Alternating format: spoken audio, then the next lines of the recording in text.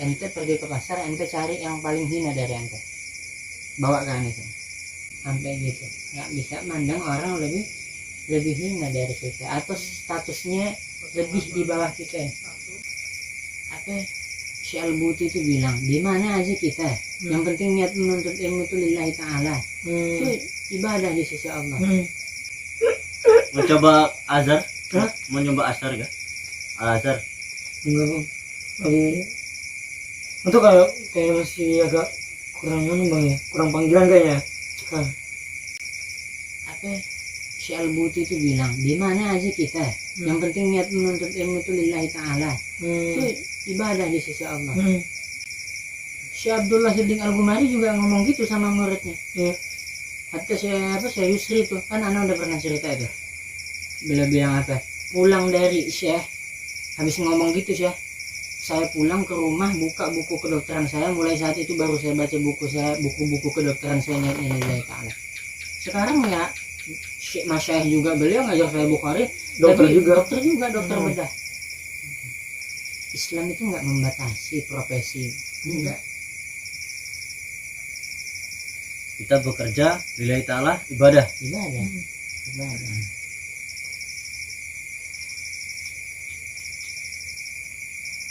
Ya sama orang misalnya nggak bisa terawih dia, nggak bisa iktikaf dia, tapi jagain maknya di rumah mungkin sakit, itu ibadah juga. Atau nggak bisa ibadah sunnah dia karena kudu nafkahi keluarga, ibadah, bahkan itu lebih wajib daripada amaliyah sunnah. Kerja nyari nafkah untuk memenuhi kebutuhan keluarganya itu wajib. Gitu. Kayak martabak tadi ya. Jadi martabak kan nggak malam kapan lagi? iya, gitu. Masa iya siang-siang Ramadan jual martabak? Apalagi tukang es. Tawon. Yang penting yang wajib. Tawon. Baru digibahin panjang umur dia. Yang penting yang wajib nggak ditinggalin. Isyaknya nggak ditinggalin. Bisa dia nyambi apa namanya? Nyuri waktu buat salat tarawih, udah bagus lagi. Nah itulah kita suka apa batas-batas itu baikannya.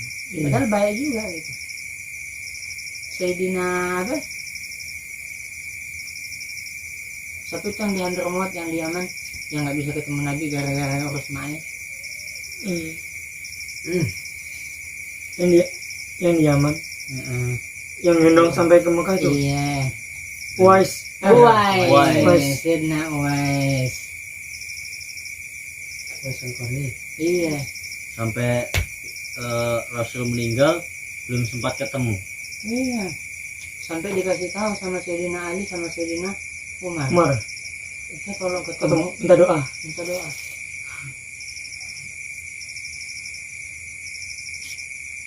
Lewat zaman Nabi, zaman Sayyidina Abu Bakar, sampai masuk zaman Sayyidina Umar, itu dicariin terus sama Sayyidina Umar. Sampai musim haji terakhir sebelum Sayyidina Umar wafat, baru ketemu. Sayyidina Umar waktu itu orang lagi tawaf diberhentiin. Ijlisu illa man kana minal Yaman. Duduk semua kecuali yang dari Yaman, tinggal beberapa. Ijlisu illa man kana minal Qaran. Duduk kecuali yang dari kabilah orang-orang Qaran, duduk. Tinggal beberapa orang. Sampai ditanya, ente kenal dengan Uwais? Iya. Ngapa nyari dia? Ada dia di gembalaan kita. Di gembalaan tuh. Kendaraan orang yang haji dari Yaman, dia yang jagain. Datang Sayyidina Umar dengan Sayyidina Ali berangkat. Sampai di sana ada orang sholat di antara banyaknya itu ternak-ternak itu. Assalamualaikum. Mesti orang cepetin sholatnya. Waalaikumsalam warahmatullah. Ditanya sama Sayyidina Umar, anta Uwais? Naam. Min Bani Amir? Naam. Min Al-Qaran? Naam. Kata Sayyidina Uwais, ini orang siapa ini? Tahu gue, tahu kabilah gue, tahu dari mana asal gue. Kata Sayyidina Ali, hadza Amirul Mu'minin Umar bin Khattab. Allah. Ditanya kenapa? Rasul apa nyuruh kita nyari ente. Katanya kalau ketemu mintain kita buat istighfar. La haula wala quwwata illa billah.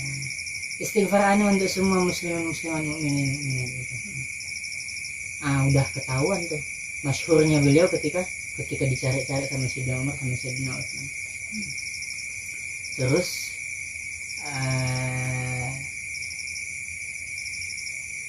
ditanya sama Sayyidina Umar, ente mau kemana habis ini? Mau ke Basrah, antara Basrah dengan Kufah gitu. Mau nggak ane tulis not, nanti sampai sana biar ente dibantu sama gubernur di sana gitu. Maksudnya ya dikasih rumah apa segala macam kan, ente perlu apa bilang aja.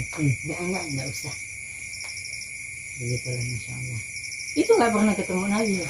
Bukan Ramin. Dia luar biasa. Baktinya mamanya. Padahal kalau kita mungkin di zaman itu, mungkin kita mungkin maksa.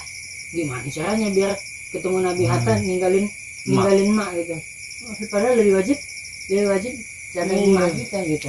Itulah. Jadi kalau ada orang sekarang apa namanya yang tertinggal sunnah, yang tertinggal apa, selagi memang dia masih meninggalkan itu karena dia mengerjakan sesuatu yang wajib, itu mulia. Gitu. Cuman ya kita itu kadang penilaian kalau yang nggak sama kita nggak mulia. Nyakit. Yang nggak sama kita sesat. Nggak paham ini. Nggak mulia. Padahal di luarnya iya. Jual martabak dia, nafkahi keluarga, jual apa. Ya.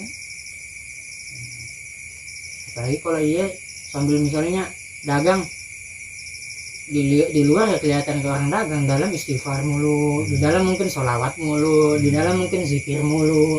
Sementara kita ini luarannya baju sarungan apa, tapi dalam hati wah jelek, segala macam kotoran ada. Zikir apa lagi nggak ada. Waliyahzubillah. Makanya kata Nabi apa? At-taqwa hahuna. Takwa itu di sini. Karena takwa itu di sini nggak bisa dilihat ya. Maka kita nggak bisa bilang nih orang gini nggak bisa. Yang lebih tahu tuh Allah. Kan takwa itulah nggak bisa. Jadi ya udah, orang jalan di kebaikan yang mana mereka sanggup gitu. Ada orang mungkin apa namanya susah dia ngamal sunnah tapi sedekahnya kuat misalnya, ya bagus juga.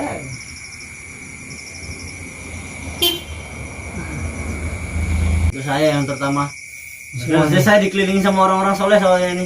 Kita ini lebih berbahaya. Bener. Ta'muruna an-nasa bil birri wa tansawna anfusakum wa antum tatluna al-kitab. Ente bilangin sama orang buat baik. Lupa sama diri sendiri. Ente ngomongin isi kitab.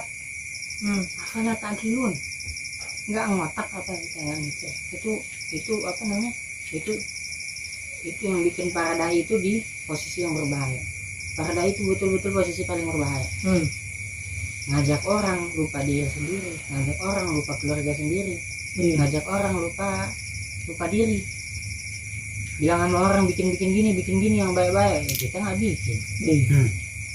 Bilang sama orang jangan gini, kita malah kayak gitu. Masalah takdir. Wah, ada lagi lebih dahsyat di surat apa tuh? Ya ayyuhalladzina amanu lima taquluna ma la taf'alun.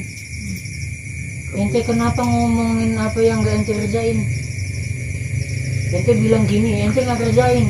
Ente bilang gini, ente gak kerjain. Ente bilang jangan gini, malah ente kerjain. Kabura maqtan. Betul tuh Allah gak suka. Betul tuh Allah nggak suka yang gitu. Buat para dai, orang yang ngajak sama kebaikan, sering-sering ingatnya ayat. Jangan sampai kita terbuai.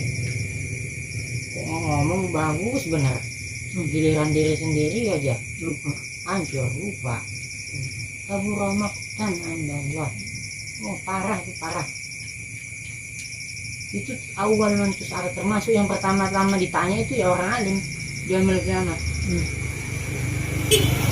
Woi, wah, nggak mau berhenti. Nggak tahu. Udah denger langsung kok. Ini Ente buat udah apa capek juga dengerin? kayak udah malam berpulang kuliah. Oh iya, baru pulang kuliah. Mungkin Biasanya hilang. Biasanya Oh iya ya. dolan Dari dolan. kemarin sebentar aja setahun tuh rasanya. Tapi lumayan lah. Ini berapa? Ilmunya. Ada Enggak diceritain. ilmu Pengalaman. sedikit, pengalaman. Dosennya killer banget tuh. Ya. Katanya dia gini doang.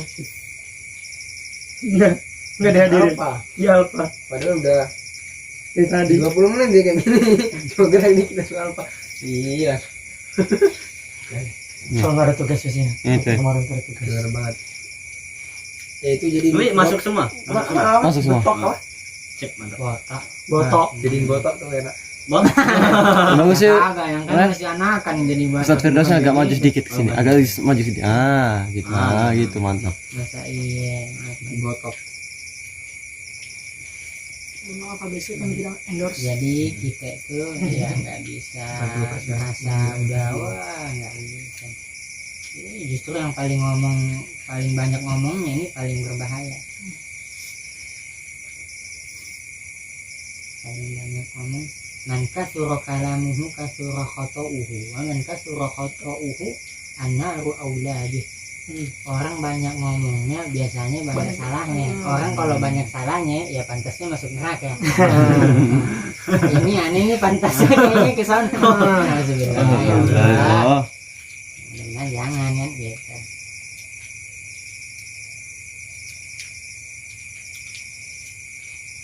Dan apa ya, itu selalu guru-guru kita bilang ya ente didengar orang karena ente waras. Coba ente nggak waras, Nggak bakal dengar orang. iya 5 menit aja ente nggak waras langsung nggak ada lagi yang percaya sama ente. Ente ngomong apa? Terus plus ditutup-tutupin aib, plus ya dibagus-bagusin dikit itu semua Allah punya itu.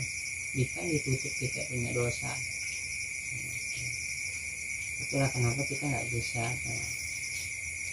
lah berbangga di mau bangga gimana kita nih. Mau gimana? Apa yang dibanggakan? Iya, Apa yang dibanggakan? Aduh. bisa bener aja kita gara-gara taufik Allah. Bisa bener.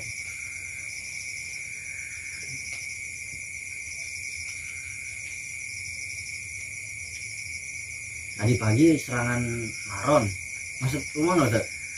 Alhamdulillah enggak. Tadi malam serangan kodok. Habis serangan kodok serangan anjing. Serangan anjing. Ada aja tadi malam tuh sampai subuh tuh binatang.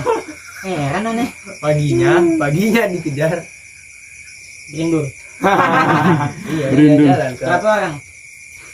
banyak ini. Rame. Haji. Kalau dikejar ya kejar balik lah. Iya, langsung anjingnya. Iya kejar balik. Antum berapa orang? terakhir mah Banyak sih. pancing. Kalau digigit gigit aja. Ya, langsung masuk rumah sakit. Rabies. Bisa disuntik sama ibu.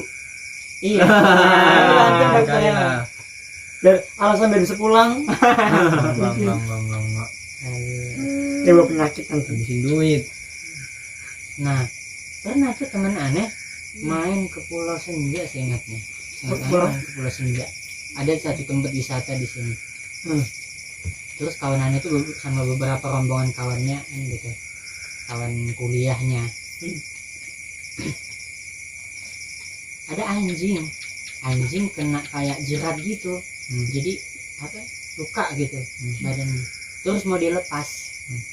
Sama kawan-kawannya dia dilarang. Anjing itu jangan najis. Terus apa hubungannya najis sama itu? Iya. Sama dosa? Hubungannya di mana?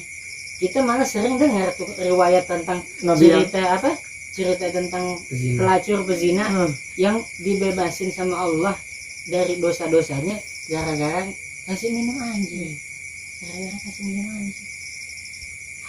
Hatta anaknya Al-Imam Abdullah bin Abu Bakar Al-Adani itu disuruh sama bapaknya waktu masuk di satu kota, dibilang sama bapaknya, ente pergi ke pasar, ente kan mau dakwah di sini, sekarang ane kasih tugas ente, kata Imam Abdullah bin Abu Bakar, ente pergi ke pasar, ente cari yang paling hina dari ente, bawa ke ane sini.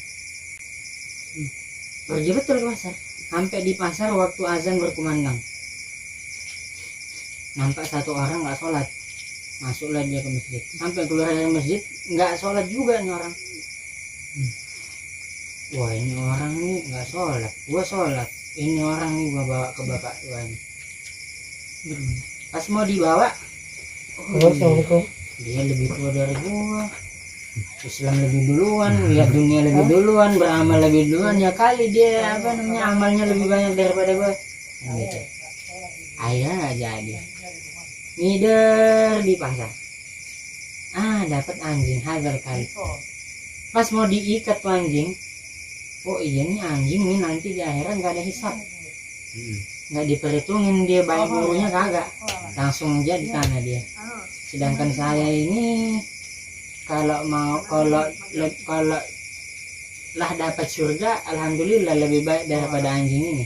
Maksudnya daripada jadi tanah, dia lebih baik masuk surga.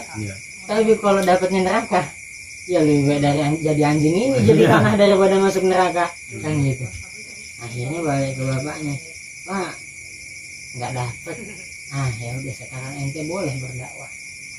Sampai gitu, nggak bisa mandang orang lebih hina dari kita atau statusnya lebih di bawah kita. Nggak bisa, karena selagi kita hidup itu nggak ada yang pasti, nggak ada yang pasti.